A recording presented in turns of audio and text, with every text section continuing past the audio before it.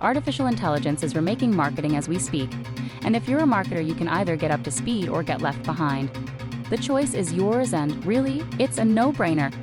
Join Geoff Livingston and Greg Verdino as they explore the latest AI news, trends, tools, and ideas that are creating the future of marketing today.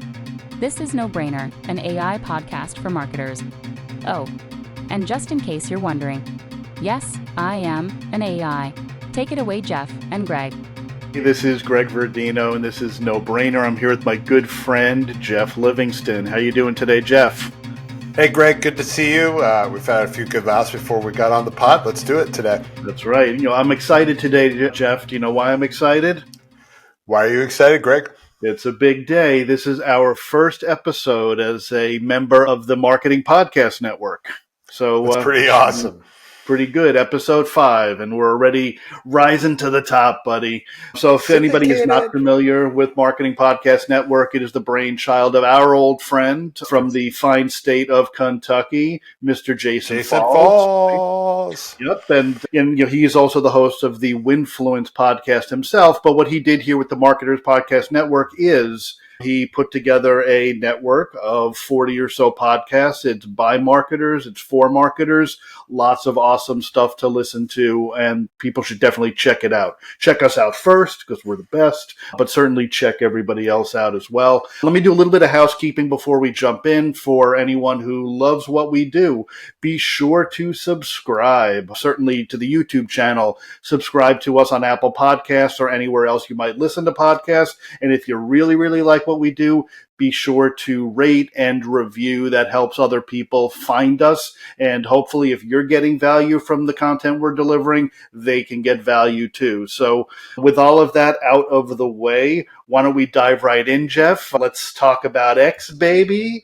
I know that you've been thinking about and talking about and mulling on some of the things that our good friend Elon Musk has been doing with his X.ai announcement. Why don't we fill people in on what's going on there? Yeah, so I think this is going to be a really good episode. I think this is the benefit of us being around now for a few of them because we've seen a few trends evolve. And one of them is Elon Musk's very real interest in the AI space. And for those of you that have been tracking the space, and maybe for some of you who are just checking in, Elon Musk was the lead signatory of a letter to OpenAI to chill out with ChatGPT, take a 6-month break. We're moving too fast. This is dangerous for humanity. He has historically been very involved in the AI industry, trying to guide it towards benevolence and avoid the Terminator scenario where the Matrix takes over the world and kills everybody or enslaves us. And so he's got some very strong opinions about AI, but also apparently now, just a few short weeks after telling OpenAI to stop, he's launching his own AI company. And interesting. It's very interesting. Very interesting. Hey, slow down while I catch up.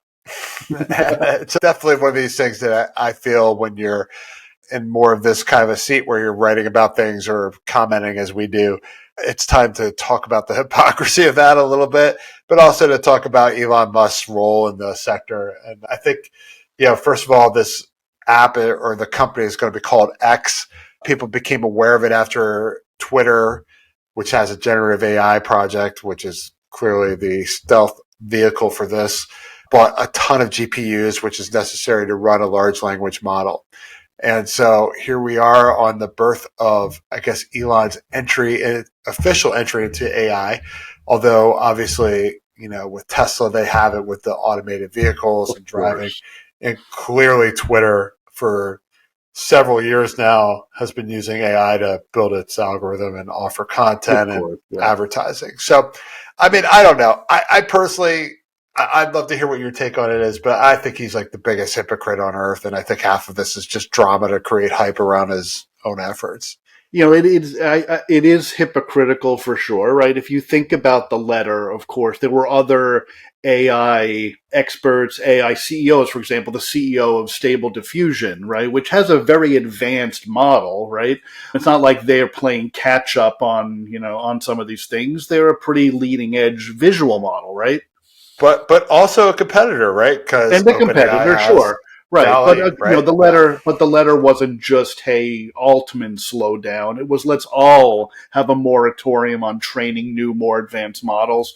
And in prior episodes, we spoke a bit about the sort of the weirdness of the letter coming out of the Future of Life Institute, which is this long-termism institute, right, where they're very much focused on kind of not fixing the problems the world has today. Like, let's not worry about climate change and hunger and war. Let's figure out how we can colonize Mars, right? They've got this very sort of eugenistic kind of view about the world and the role tech millionaires, billionaires will play in creating this future.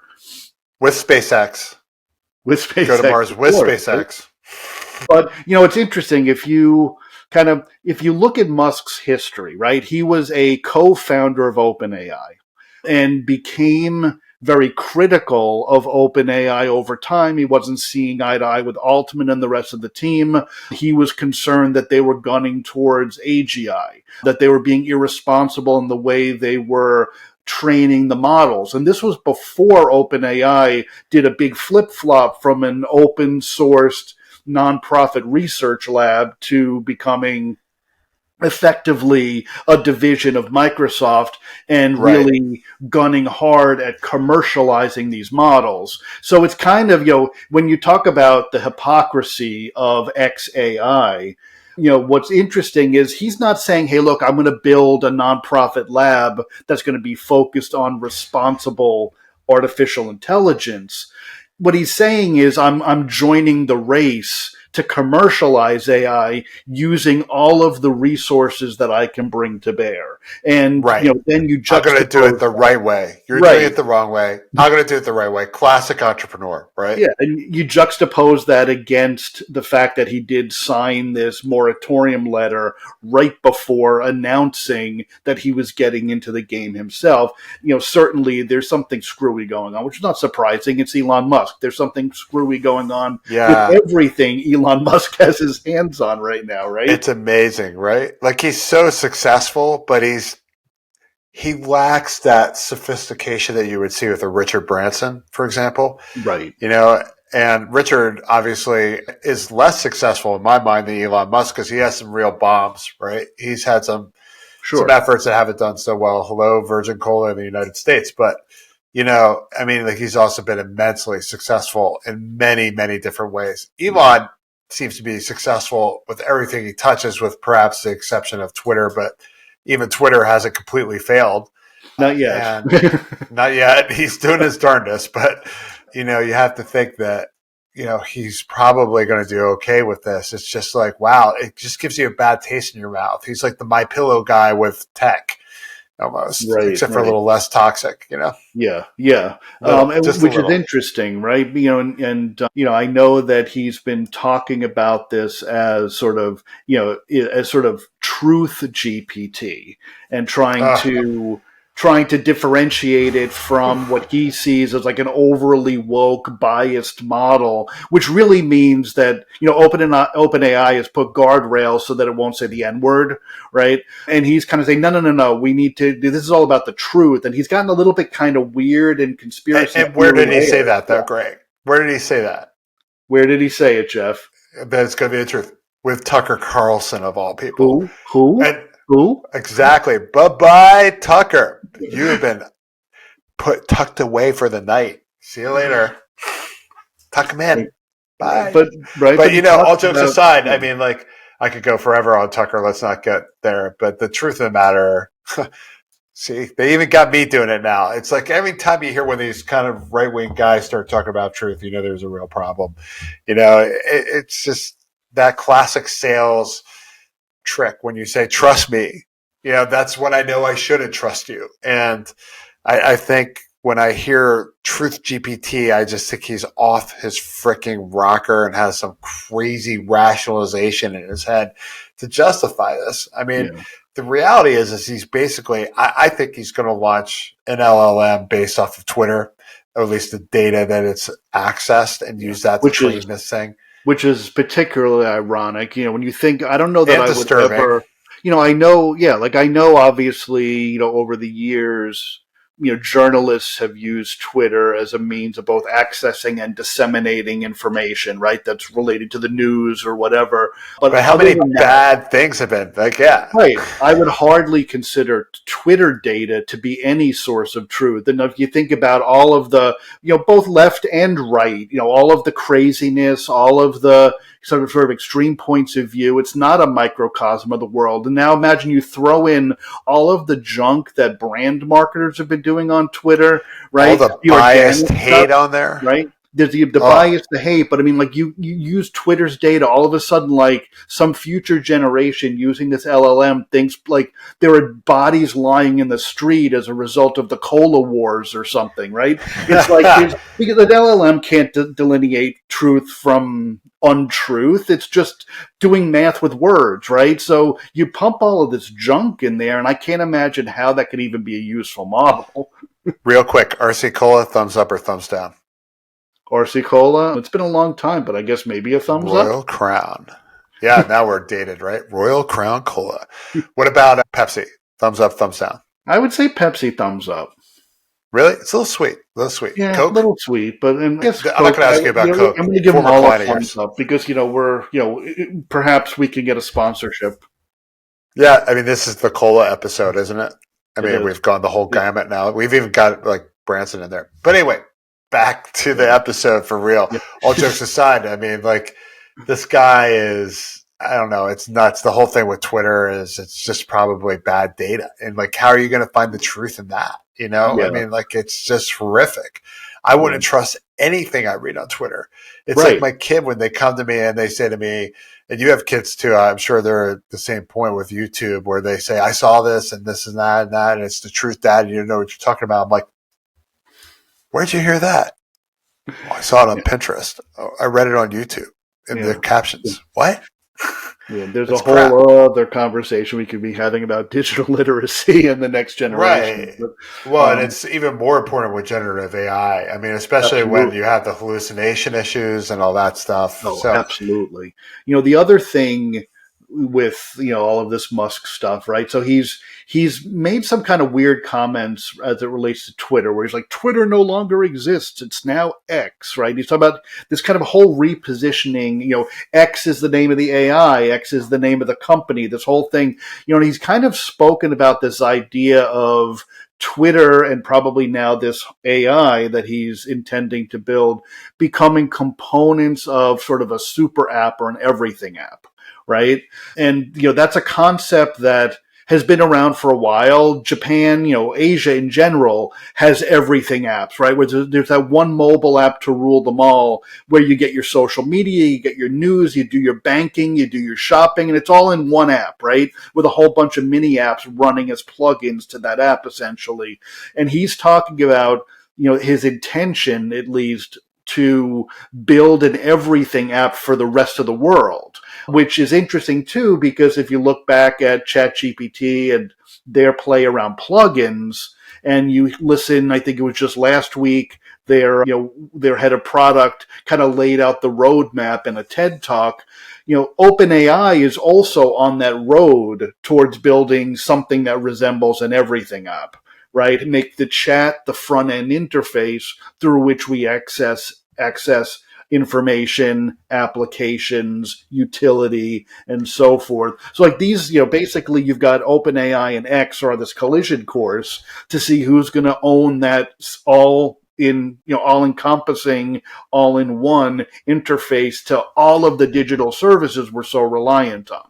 Right. It's the battle for AI supremacy, right? And now it's Amazon because they're in now, and we'll talk about that later on in the podcast. I mean, obviously Google's, I think, being a little stealthy and smarter than maybe some of the other guys are just making the money off of it, right? Like, okay, you guys can all be like the darling of the consumer world, but we're going to make some money off this with our advertising.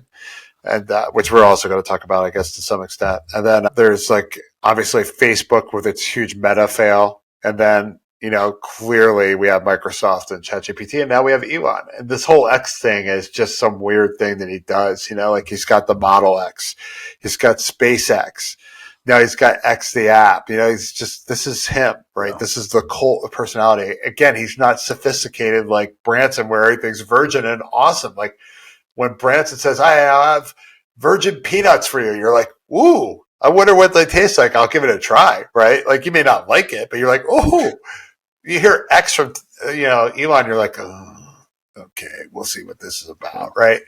And, I mean, I think he's done so much to tarnish his brand over the past year with this whole, first of all, his political rantings, which are unfortunate because I think he's got some good companies. And then also the way he treats people online. It's just like really bad. You can see his character. And it's, I don't think he's unique. I think a lot of people are that smart. Maybe, I know he's got Asperger's too. I mean, it's not surprising. I mean, it's just the way he thinks, but it's really unattractive to the marketplace. So I suspect that in the space race for AI, the X.ai race, if you would, I have a hard time seeing them finish. And first, there's just negative capital built up there. And I don't care how good the bot is, you still need people at some point. Absolutely. Absolutely. You mentioned briefly Amazon, right? So maybe it's worth a couple of minutes just to talk a little bit about what they're doing. And, I can share how I understand what they're up to if you want to, and then I'll kind of hand it to you, because I'd love to hear your perspective on it.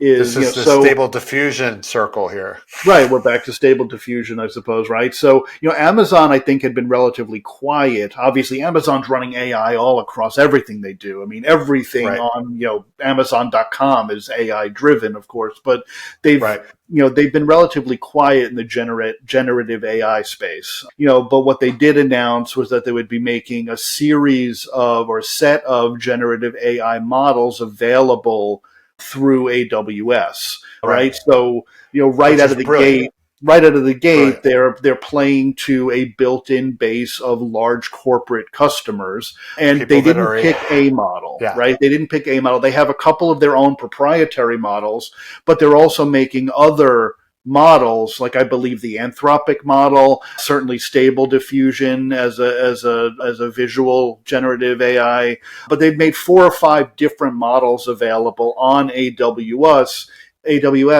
for corporate clients. What was that? Yep. I'm looking at it right now, actually. For corporate clients in a way that just feels like, number one, they're giving clients some choice about the models they use. They're doing it in a safe space using APIs that allows these corporate clients to customize the models with their own data and not feel like they have to worry about whether that data will make it into some public models training set. And of course, they've got this massive client base who's already running tons of business critical apps across AWS. It seems in a secure fashion. Right. In a secure fashion in their own environment where they feel like they've already got it locked down for their own security purposes. And I cannot underestimate how important that is for an enterprise, right? Like, you don't want to do this on ChatGPT. You don't want to do it with some, punk kid startup that got $50 million worth of funding. That's awesome, maybe for making cute pictures, but it's not made for business. It's not the way companies work. Yeah. I mean, it on the face value, in a way, it kind of sounds boring, right? And it kind of sounds like a little bit of like a Me Too. We're coming along. They're going to make money, man. But, but practically speaking, it seems like a brilliant move. Oh, totally. And when you think, too, that they've also gone out to, I guess they're calling it Bedrock, right? And also Code Whisperer. But they're going out and they're also securing some of the better AI tools that have already been built. So, you like stable diffusion for image generation and you want to do that for your own enterprise, but you don't want to do a stable diffusion. Well, we have a partnership with Stable Diffusion so you can have access in your own environment. That's really something that Midjourney has yet to figure out. I think the only other player that does that is DALL-E and OpenAI, and I don't think it's very good, right? And so I think the other player that you could consider in that race, I think it's a 4-horse race. I don't really think DALL-E is going to be competitive long term. It's Adobe. And Adobe's taking its sweet ass time getting out there. And I looked at their product just last weekend and I mean, it's good. It's going to be hard to beat, I think, for a lot of these companies, Amazon, Microsoft included, because of Adobe's latent base and also their understanding of how creators generate content. Like the user interface is already 80 times better. But the thing is that, with Amazon, what they are going to do is they are going to secure quite a bit of the data science community, because it's really Azure with Microsoft and, GitHub, obviously, and Amazon. And it's a 2-horse race. Then you got Google Cloud in a distant third. So already the big three are out there, and then everybody else is going to play catch up or niche ball, like Adobe and HubSpot and Salesforce. Yeah. Yep. Absolutely. So there we have that. All right. So Fast Company, right? We were talking advertising. Let me set the table a little bit on this. I know this is your gig on this story, but look, we've been talking a lot about ChatGPT and everything else, right? And we've been talking about it from a content creation standpoint, a social media standpoint, a PR standpoint, a competitive intelligence standpoint. But we're not, and even CRMs, but we're not talking advertising yet. And anybody in this business knows that that's where the money's at. So why, Greg, are we not talking generative AI and advertising yet? Well, I think we are starting to talk generative AI in advertising. I think even a few episodes ago, it might have been our first episode, we talked a little bit about Coca-Cola and how they were working with Bain and OpenAI, and they were launching, they ended up launching a user-generated advertising program. I don't know what happened with that. It was one of those things got announced and everyone was like, ooh, look at this, frothy. And then nobody mentioned it ever again, so it kind of fizzled out, I suppose. But we look at those puns. Ooh, but no caffeine. There's an interesting article. It's in Fast Company, as you mentioned. Jeff Beer, their sort of advertising and marketing beat reporter, sort of almost did a survey of what some of the larger agencies are doing with generative AI, how they're thinking about it. And I think, if you kind of put it in the context of the sort of AI bubble conversation that's happening around generative, a lot of that conversation as it relates to marketing is this is going to replace us, right? You had a lot of content marketing writers or whatever looking at this going, oh my God, we're being disrupted and AI can do my job, there's a whole set of sort of truths and myths around that. But this article took a very different approach where essentially the argument was more that generative AI will empower agencies to be a different and better kind of partner to their clients if they embrace and adopt these kinds of tools as part of the workflows that they already provide to these clients. And what was interesting about it to me was that there were two things about it. One was some kind of specific, realistic, practical examples, some real, some more hypothetical, but practical examples of how a big digital agency would incorporate these tools into an advertising workflow. And then also, I think, some sort of a philosophical musing around how these tools sort of empower agencies to become a different kind of strategic partner. So when I look at the practical examples, like they had the obvious stuff, that this is an always-on assistant to a creative person. You can use it to polish your work or help you brainstorm or whatever. That's obvious, right? Ogilvy, somebody from Ogilvy was talking about sort of a vision for an LLM where they train the model on sort of the Ogilvy way, which of course is famous, right? That's an iconic approach to advertising, right? Straight from David Ogilvy, that still is infused into the work they do today. Lemon. Yeah. Right. Right. So, you infuse that essence into the data, right? And now, a client can't go and get the Ogilvy way from Young and Rubicam, right? They've got to come to Ogilvy. So you're not just selling them, hey, we're faster, we're cheaper because we're using generative AI. You're selling them that plus you're getting work out of this process that is still uniquely, distinctively Ogilvy work, right? Of course, there is the argument of better, cheaper, faster. And I think the CEO of AKQA was talking about an example where they did a campaign for GoFundMe. And Right. it was kind of like a stop motion animation TV spot where they said if we had hired traditional illustrators to create those raw assets that we then animated and turned into the spot, it would have taken over a year. It would have been 65% more expensive than it actually was, which would have certainly priced out and timed out a smaller client like GoFundMe. So Sure. they talk about these real kind of financial benefits. And it's a little bit tricky too, because if you look at that scenario, a lot of, I think, the conversation around, well, this is cheaper, this is faster, kind of degenerates into this sort of spiral around, well, that means I'm less profitable as an agency. My fees go down. Where do my hourlies go? But if you look at that particular example, right, AKQA was going to outsource those services anyway, right? They might have made a margin on it, but by giving that work to an AI, they're not hitting their core fee. So they keep their fee. They just don't hire outsourced talent. It's like a really interesting and kind of clever model, I think. Yeah, it's interesting too. And I think we did talk about this in the first episode where we were talking about the agency model and how this stuff might blow it up.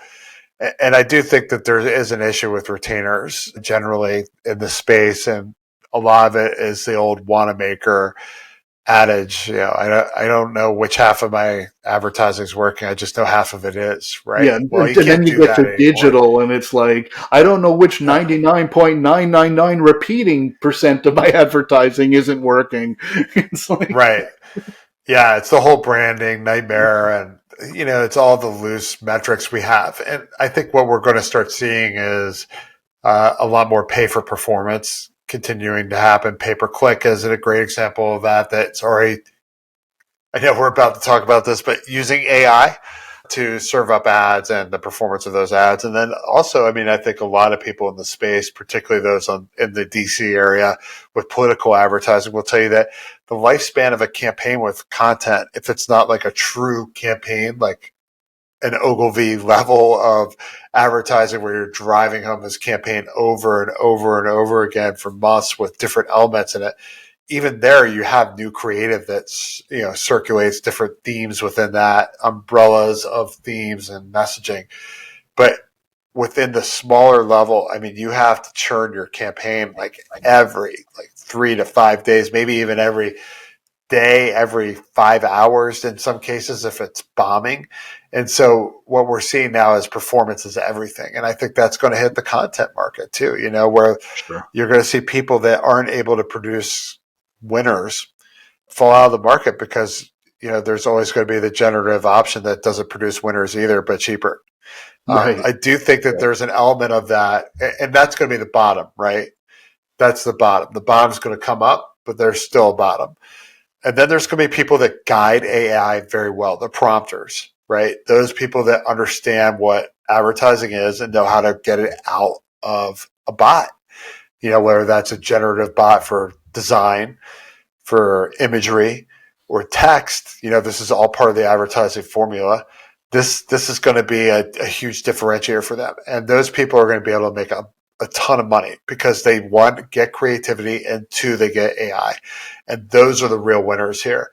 And then there are going to be people that are just superior and unique and original, those Don Drapers of the world that everybody fantasizes they are, and very few actually achieve that level of performance. And those people will just stand out no matter what. Those are the artists of the world. Yeah, I agree with everything you said. And I think there is in particular an outsized opportunity for that rare creative genius. Most of them are not he or she, but for the person who is legitimately a blockbuster, the Warhols of the world, right? You're going to, regardless, you'll stand apart from even the best AI system when it comes to generating, pun intended, these really kind of outside the box ideas. Now, that whole idea of creativity, obviously, has been at the core of the generative AI conversation, right? Again, as I Sure. said earlier, we've spoken about many times, and anybody listening knows this whole like, can a bot replace me?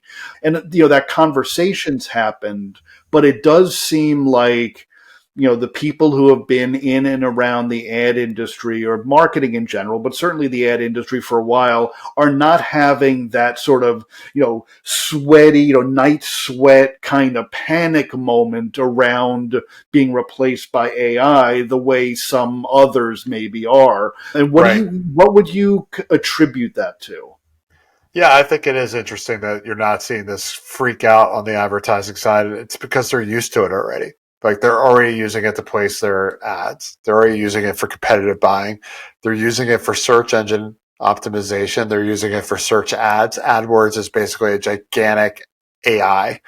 So, and even all the social networking platforms, if you think about how those systems work with their feeds, I mean, those are all AI driven to source the content you're most likely to enjoy. And coincidentally, all the advertising that's being sold through those networks. And that's all run by ad agencies for the most part. So, and then you also have all the core networks like Outbrain that people use for their secondary advertising money. And it's just a massive system already that's already been built. It was actually one of the first systems to be built. And even with shopping too. I mean, think about this with Amazon and recommendation engines. So AI and advertising and purchasing it's been around for several years, really more than a decade, and it's become well established as the norm. I would say even as early as 2014, 2015, that this is just the way the business ran. So for them, it's just like, yeah, of course this was going to hit creative. It's already started to. So why is this any different now? Yeah, and I think too, and this was something in the article is the article in the article AKQA again shared another example where they were talking about work they did for Nike where they weren't using AI to produce creative product, but what they did is they fed a bunch of data into a neural network. It was, I don't know, the rules of something like 400 different sports or games, and had the AI create an entirely new sport. And that sport became sort of the centerpiece of an ad campaign for Nike's 50th anniversary. And, you kind of hear that go, wow, that's an innovative example, but that's from 2019, right? That's 5 years ago, right? So I think a lot of these digital agencies who have always innovated with new tools are just used to innovating with new tools. And it might not have been so loud and upfront and in your face, right? But, they've been running their businesses on algorithms for ages, and I think, when people get freaked out about something like a chatbot, I think it's because it is all of a sudden you're taking the covers off of it, right? You know that Google is using machine learning to serve you results, whether those are organic or paid results, but you're not actually messing with the model.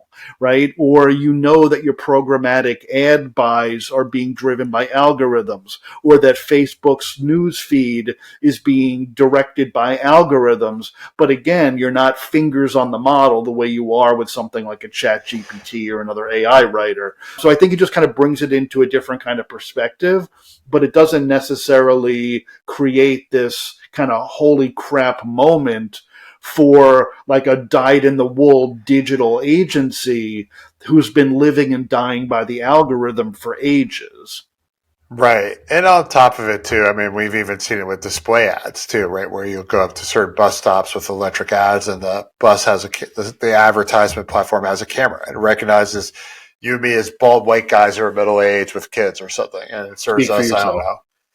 Yeah. LL Bean ads or something horrible like that. I mean, something terrible, which, most bald white men would probably like, but not me, and as a result of that, I think we're kind of hitting that Bladerunner moment, right? Where we hit that gigantic Anna Armas advertisement that just swoops down and talks to you because it's based off of AI and it's personalized. It's using computer vision to see you.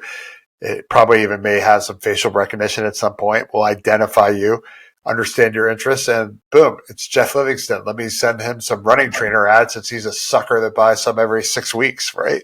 I mean, that's the kind of thing that it is, and that's where we're going with this.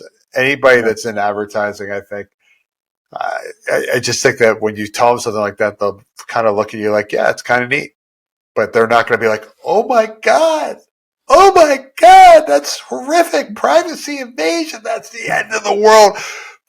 Fucking Skynet's going to blow us all up. It's none of that. It's none of that drama that we're seeing.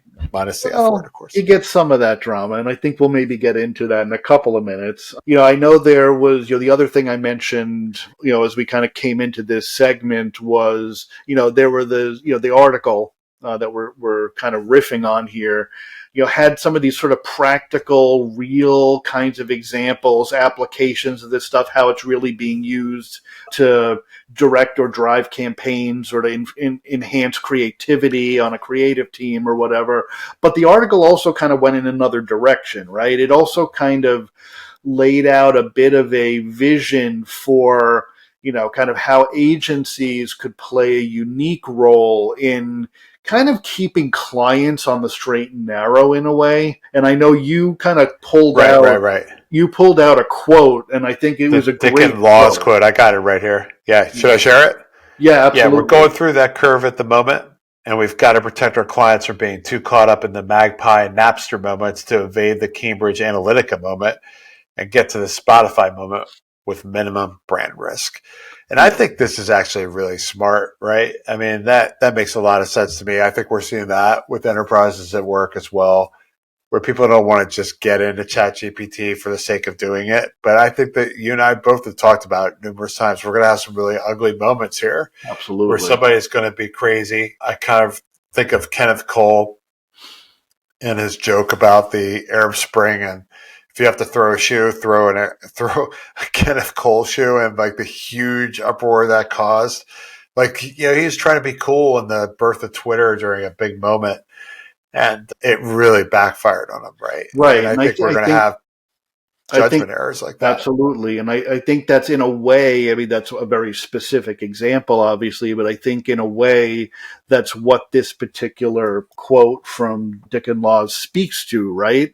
Is this, kind of been around a while. We say that every episode. We're a couple of old dudes. We've kind of ridden all the different waves of digital marketing and all that stuff. Get off my digital lawn. I was going to say, I can tell you're about to do some kind of an old man impression. I don't even have to do the impression anymore. It's my essence now.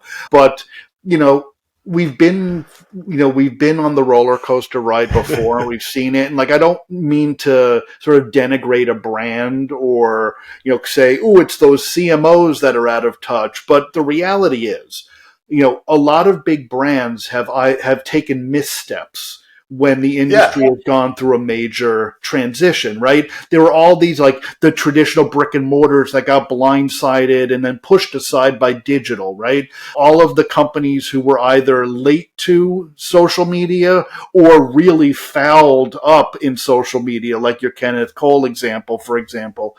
The same thing has happened time and time again. So there certainly is a role, I believe, for agencies to play in being sort of that guiding voice, right? Being the strategic partner who can help the clients themselves see through all of the noise and the chaos and the hype, and, make some more strategic decisions about if, when, and how new tools like artificial intelligence and specifically generative AI actually apply for the business and create value for the customer, right? I think there's a lot of truth in that.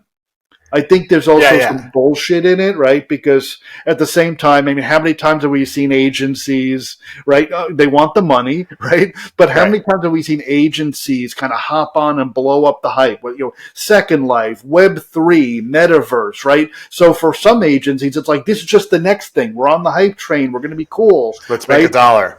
Right? So, it's they're kind making of money off weird. of it. It's this weird balance, right? That I think the good shops, with strong strategic chops, will be able to kind of rise to the occasion and really help brands avoid those risky moments and those big mistakes that are really fundamentally damaging to the equity of the brand. And the shucksters and the guys that are all about, 10 cool prompts that everybody gets wrong and all that kind of, those kinds of kind of bottom feeders, I think, obviously will be a very different animal.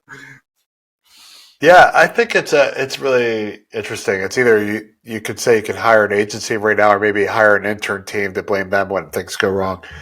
But I do think that some of what we're going to see is really on the sales side, where people are going to inadvertently blow up their pipelines. They're going to send emails out. I can see this happening in the federal sector, where maybe like a contractor sends a whole bunch of emails to the government client by accident through a generative AI that's horrifically offensive. It's stuff like that where this thing goes wrong. I remember too, we're talking about the AI being in advertising for a while. Do you remember the Target story where some girl received a targeted advertisement to tell her to buy some sort of baby products or something, which basically outed her because she was a teenager living at home, that she was pregnant to her parents. Right. Yeah, and these are the kinds of gaffes that we're talking about, right? That's, and then, there's always that sort of that challenge around it's, part of it is a just because we can, should we kind of argument, right? 100%. And part of it is a sort of responsible use argument, and part of it is a data privacy argument, and part of it is just like a common sense argument, right? And some of it's law of averages, right? Like if you put this thing in play for 1 million opportunities, right, one of these opportunities is going to create a gaffe. And maybe that's the risk that you're taking on as a consumer products company. You say to yourself, look, we're going to have some blow up at some point if we deploy this. And we think we can make X, which is like 9 figures, and we'll probably have, a $5 million reputation incident. So let's just get the crisis PR firm in place. Let's pre-message it and go at it and blame the intern. But whatever it is, it's probably going to happen at some point because of that. Like I look at that Target example to bring it back up. Did Target stop advertising to people? They probably put in a filter at that point for pregnancy and age related, but they definitely didn't stop. They were probably making way too much money off of that. Everybody's doing that advertising, doing that specific targeting. The one-to-one dream continues, right? Yeah. See, I was excited before, Geoff. Now I'm just depressed. Yeah. Now you know why nobody in advertising is talking about this. They're just like, yeah, we've been manipulating you for a decade. What's new about this? All right, let's get to our big wrap up, should we? I think so. We're at about 45 minutes. Yeah. Let's do the brainer. All right, time for a brainer. Am I up on this one? You're the brainer. Yeah, so I think that clearly, as we've been talking about for the last 20 minutes or so, at least, with all eyes on advertising, I think clearly, AI is not new for marketers, even though it felt shiny and fresh and hypey with the release of ChatGPT and all of the stuff that's been happening since. Yes, of course, there's this new focus and energy around artificial intelligence, but let's be honest with ourselves. It's been the backbone of at least the digital marketing business for quite some time now. And as, your Target example shows, it was the backbone of their direct mail business too, right?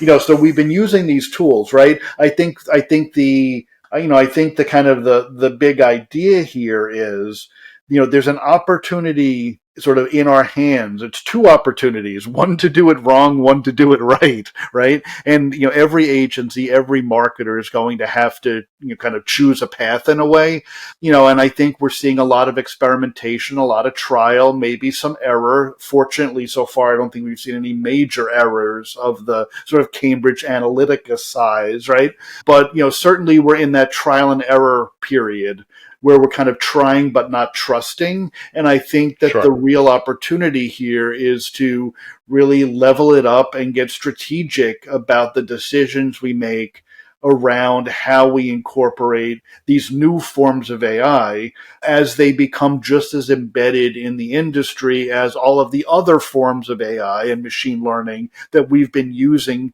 and have been comfortable with as part of our workflows for years and years and years. So I would say that's probably the brainer. How about a no-brainer, Geoff? What do you have there?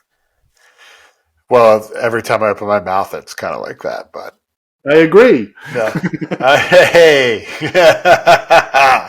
So the no-brainer is back to Amazon. I mean, of course, they had to enter AI, and I think the way they did it with the modular approach rather than trying to have the solution was really smart for an entrant that's relatively, I mean, God forbid, just 1 month later than everybody else, or 2 months, whatever it was. But, Amazon's entry into the AI race was smart. It was modular. It was pick the tool you like, do it in the environment they already use. And I think it made it really easy for companies that want to experiment with AI. So to me, that was a brilliant no-brainer marketing move. And I even liked the way they did it in a fashion that was less about their brand and much more about AWS serving its customers with what they want. Brilliant. Excellent. All right. So roll us on out, Jeffrey. Let's get on out of here. All right, let's rock and roll. So, hey, everybody, thanks for listening. Please, if you are on iTunes, give us a review. Thank you for listening to us through the Marketing Podcast Network or however you get your podcasts or watch them. And if you're watching them, that's on YouTube. So make sure you subscribe. Make sure you subscribe wherever you are. And again, I'm going to say it twice. If you're on iTunes or iPods or whatever Apple calls it this day, because they change all the time, at least to my old man, where's my iPod? If you could just give us a review, we would greatly, greatly appreciate it. Thanks so much, Greg. It was a pleasure.